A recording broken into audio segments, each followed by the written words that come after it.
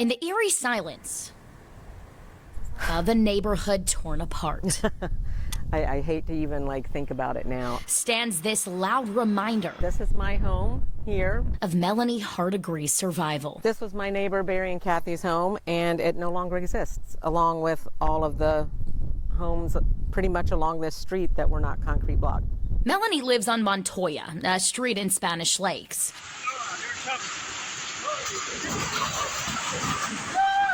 It's where an EF3 tornado ripped through with 155-mile-per-hour winds October 9th. There were people in trees. It was horrific. Most of the homes around her obliterated. There's a pine tree over here that still has a piece of aluminum dangling. The difference between her home and theirs. And these were all manufactured or Yes, mobile homes? All manufactured homes. Do you think that you would be standing here today if you didn't have the concrete block home you do? No.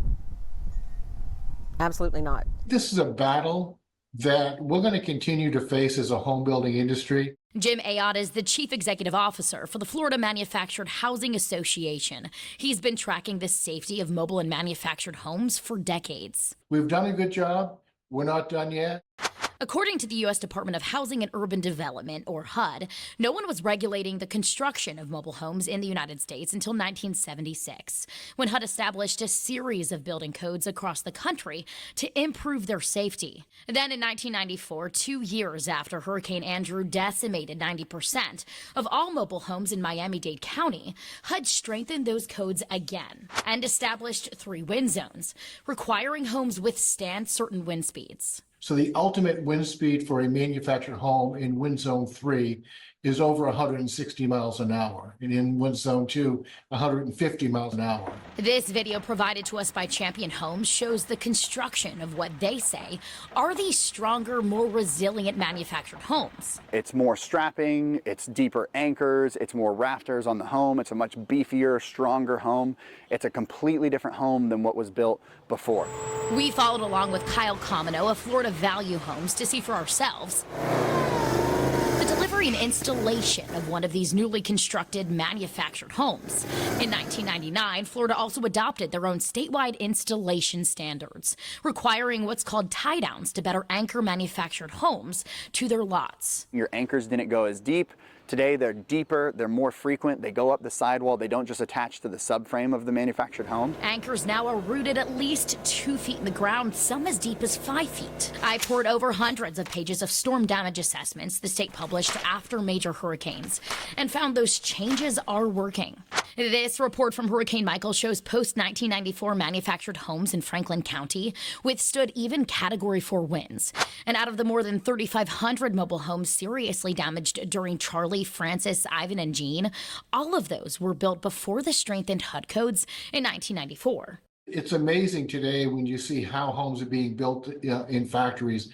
I mean, a far cry from what we saw 40, 50 years ago. These homes are just built, they're solid. So why was Spanish Lakes left so vulnerable? Because that was built starting back in late 70s, 1977. You know, we have a lot of these pre-1976 homes still out there. These homes were never designed or built to last this long. Researcher Andrew Rumbach with the Urban Institute says more than 100,000 manufactured homes across Florida were built pre-HUD code. They often are housing some of our most vulnerable residents who are most in need of resilience. And so I think there's a real opportunity to think about replacing those homes at little or no cost to the people who live there. And even the homes built to Florida's latest standards may soon be outdated too. Data from the National Oceanic and Atmospheric Administration shows storms are getting stronger and costlier, causing tens of billions of dollars more in damage now compared to 10 years ago. And so there is a little bit of a gap right now with our new housing, with what the new requirements are for the Florida Building Code. Our industry will catch up. I mean, we have to, as you know. I mean, storms are getting more severe than ever. Make it so that manufactured homes have to build the houses so the roofs and the structure can withstand stronger winds. Brandy Smith's mother, Deborah Kennedy, was one of 6 killed by the Spanish Lakes EF3 tornado.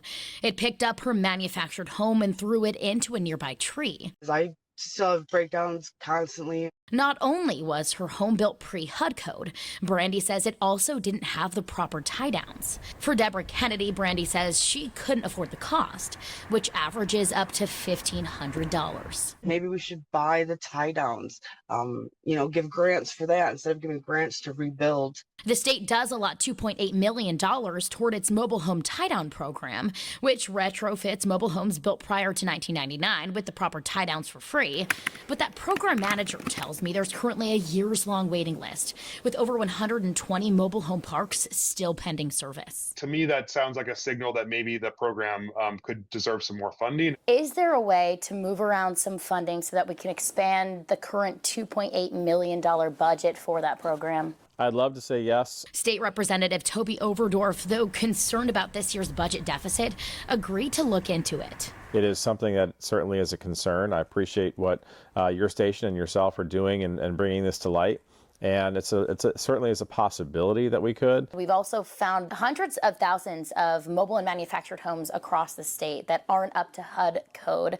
And this widening gap between the strength and the resilience of current manufactured homes and then the intensifying strength of future storms. Can something be done to mitigate that? I think we need to continue to look at ways that we can, in fact, strengthen the homes, whether it be through programs of additional tie downs, additional ways that we may be able to do some improvements with those homes. At the same time, we're recognizing that many of the folks that live in these areas are either on a fixed income. This may be a secondary home. You have to walk a fine line between affordability and safety. And that's the caveat. Kamino worries increased regulations will increase manufactured home prices.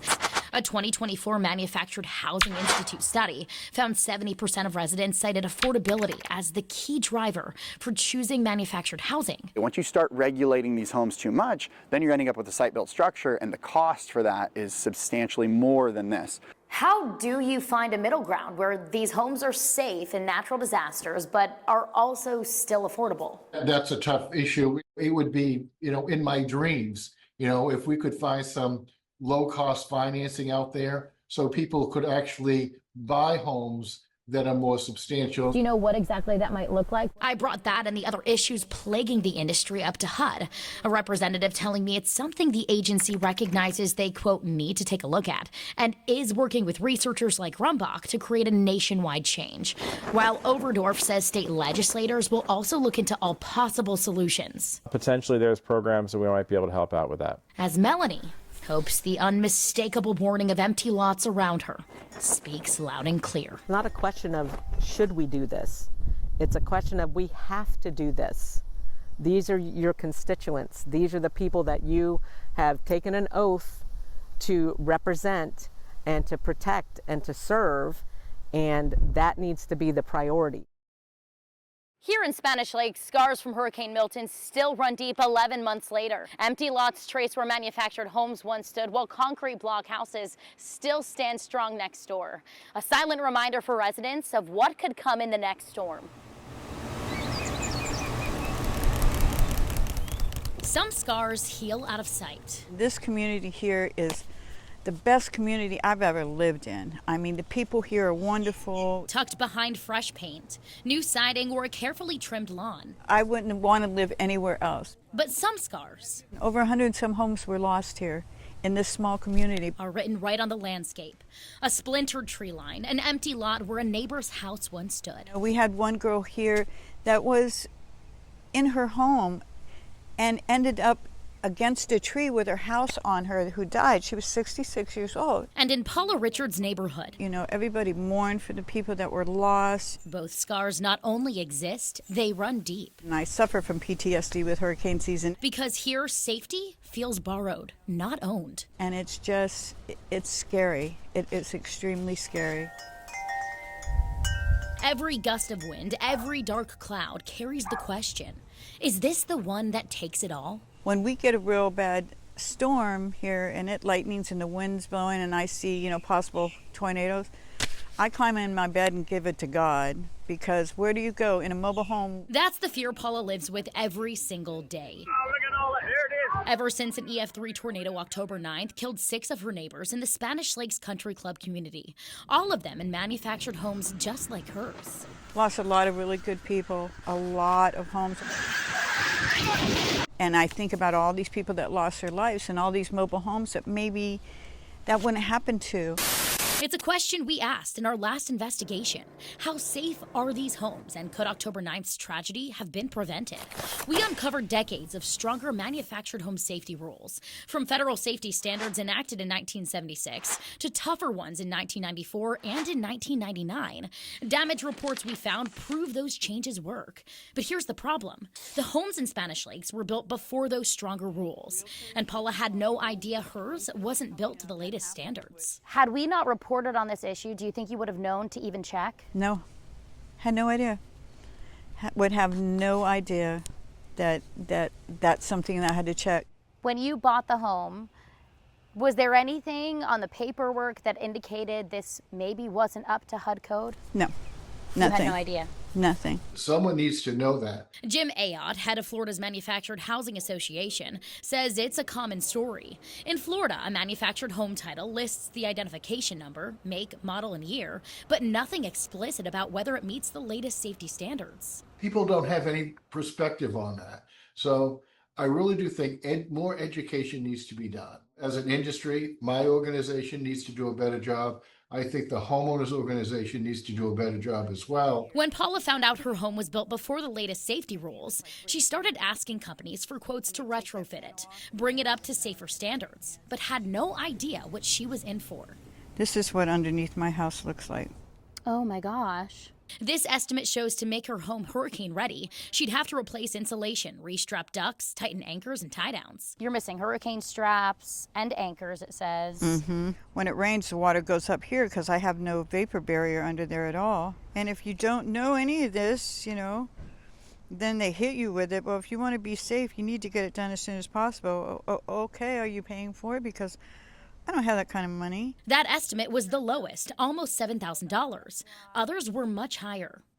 I've got quotes from another company that wanted $15,000.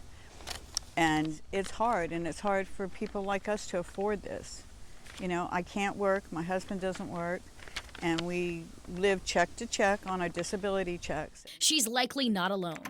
Data I found in a public records request shows nearly 700,000 of the million-plus registered mobile and manufactured homes in the state were built before the stronger 1994 safety rules.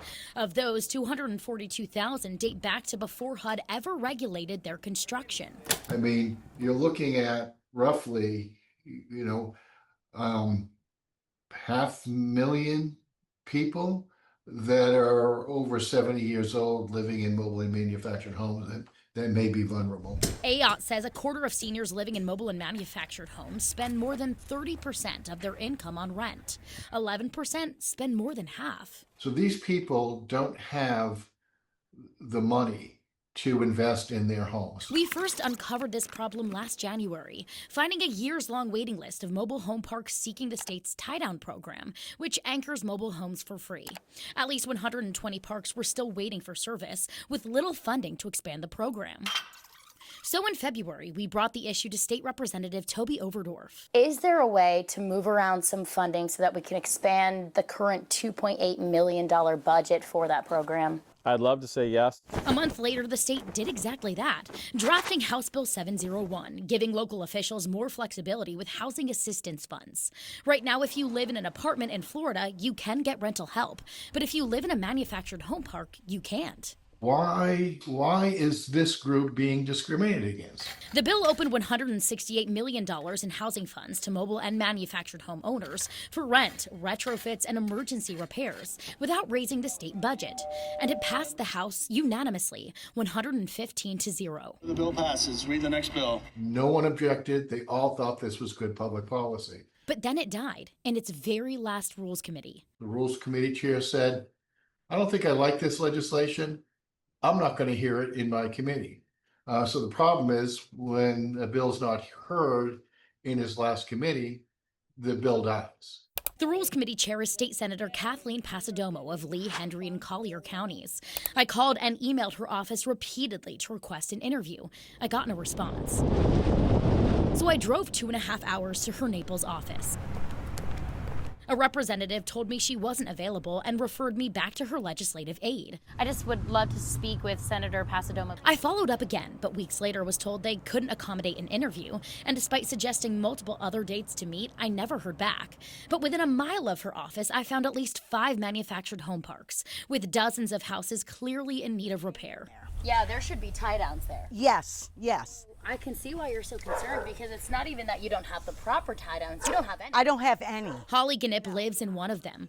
Her home, just miles away from Pasadomo's office, was built before the latest safety standards. That's what scares me, because you get a strong enough wind and... Holly is one of dozens I spoke with in and around Naples facing the same problem.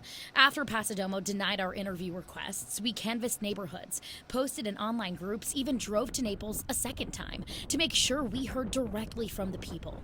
Most told me the same thing. The cost to retrofit their homes is out of reach. Do you think that the majority of your neighbors could pay that out of pocket? Absolutely not. I would say the vast majority couldn't afford that. I can't afford it. Very disappointing that the people that are working weren't helped a little bit more. Doreen McCabe's home needs to be elevated, but she can't afford it. It's not feasible. And I really don't want to leave Naples. In Holly's case, she needs tie downs and a new roof, at the very least. I can't afford to put another roof on. Do you feel safe? Not really, no. I worry with, the storms becoming more and more aggressive, more violent, more frequent. Many of her neighbors are in the same boat. A good 3/4 of this community these are their only residences, their only homes, their primary. If they lose their home, they don't have a home. They don't have anything. For Holly and Doreen, to learn their senator shot down legislation that could have helped felt like a gut punch to their future. For the government not to take the responsibility as when they have the funding available to really help the people is very heartbreaking. I do have to question that. Would she care? If she had talked to the people, why didn't she then? You're supposed to be working for the people. That's hardly a representation of working for the people. So who are you working for? It's really, really important legislation, and it allows the ability to have, 3 million senior citizens in the state of Florida to have resources to help them make sure their home is safe. Now AOT says the Florida Manufactured Housing Association plans to push this legislation again in 2026. And Paula, Well, probably because she's never lived in a mobile home. hopes Pasadomo hears her plea. She's never gone through anything like this. She doesn't know what each and every one of us that live in a mobile home feel like during hurricane season. If you could speak to that lawmaker who shot this down and all the lawmakers in Tallahassee who may reconsider this the next legislative session, what would you want to say to them? I would say to go out and talk to people that live in mobile homes. Go out and talk to people that their mobile homes have been destroyed during the storm. Because to them, this isn't about politics or policy. It's about survival. Our lives matter. Their lives matter. Their lives matter. People with mobile home lives matter.